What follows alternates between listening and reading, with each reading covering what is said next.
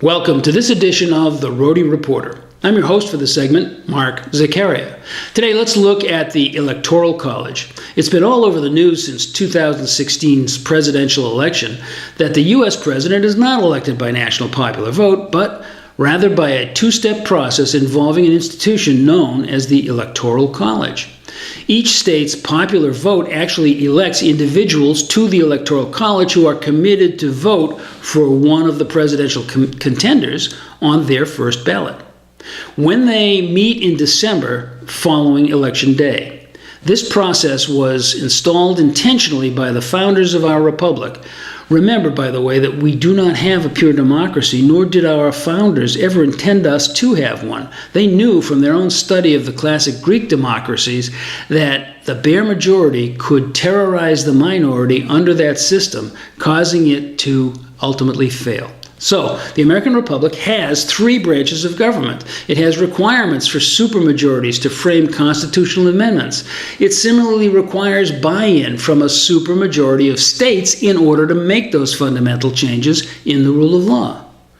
All that is intended to make it hard for a dictatorial takeover. We live by the rule of law, not by the rule of force. Don't you love it? The Electoral College ensures that presidential candidates must campaign across all the nation. That need builds coalitions that attract diverse kinds and classes of voters to each contestant in a U.S. presidential election. By presenting himself or herself to folks from all walks of life, a presidential candidate comes to represent much more of the nation than would be the case otherwise. Without the Electoral College, there would be no real reason for a national campaign to stray from urban population centers.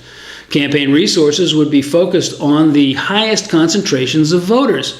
So vast, largely rural states like Montana and the Dakotas or Alaska would remain pristine, untouched by presidential campaigning. Similarly, small states like you-know-who would be ignored in favor of the 10 or 12 cities with the highest populations. Total votes cast would drop as urban voters ignored the ruckus and rural voters were ignored by it. Sadly, there are those in politics today who like the idea of a chief executive narrowly elected by a pliable majority who would then become the chief special interest this president of the few would have to please. In fact, since states determine how their electors are selected, there is already a move afoot to dump the Electoral College by a preponderance of state laws. Here's what they are trying to do.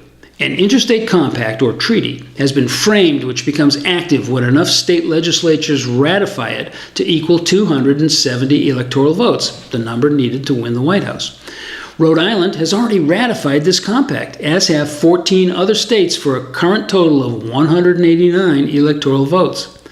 If parties to this treaty reach the 270 mark, all those states will be required by their already enacted state laws to vote their electors for the candidate receiving the highest national popular vote.